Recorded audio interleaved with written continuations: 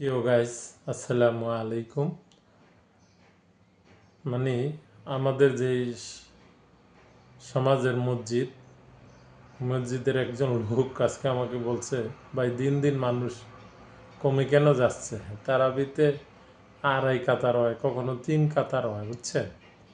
আর আগে নামাজ প্রথম তারাবি বা 2-4 দিন মানে পুরা ফুল হয়েও নিচে আবার উপরেও যাইতো গা মানুষ।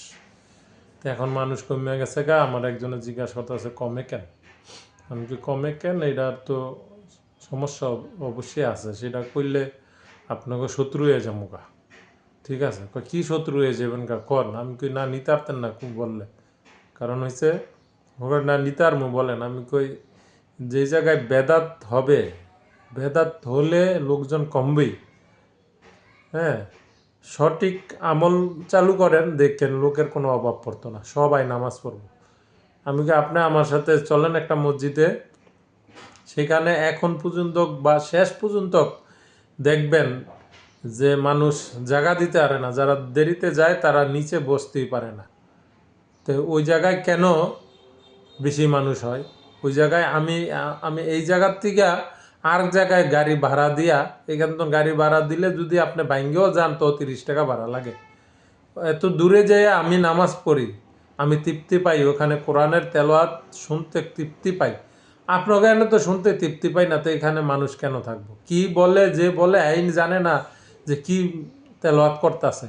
অন্য মানুষ তো জানবো দূরে থাক, যে পড়তেছে হ্যাঁ জানি কিনা সন্দেহ আছে, বুঝছেন?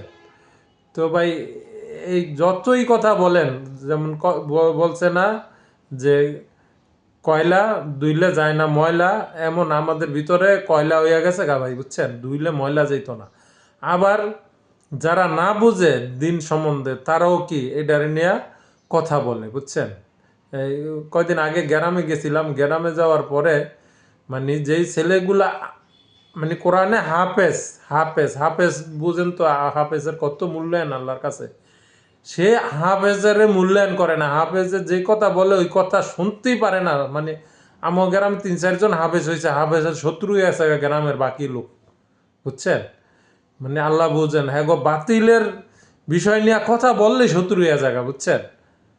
তেমনি করে আমরাও যে 2-4টা যাই জানি, এটা বললে আমরাও শত্রু হয়ে যাই। আমারে কয় তুই যে হাফেজের দলের, এরে কয়, বুঝছেন?